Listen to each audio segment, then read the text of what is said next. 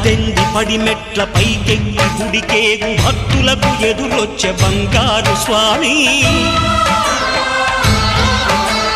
ఇరుముడులు స్పృశించి శుభమనుచు దీవించి జన బృందముల చేరే జగమేలు స్వామి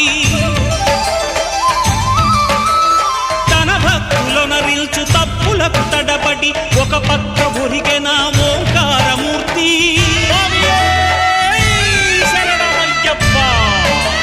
స్వాములందరూ తనకు సాయము కాగా ధీమంతుడై లేచె ఆ కన్య స్వామి పట్టబంధము వీడి భక్తతతికై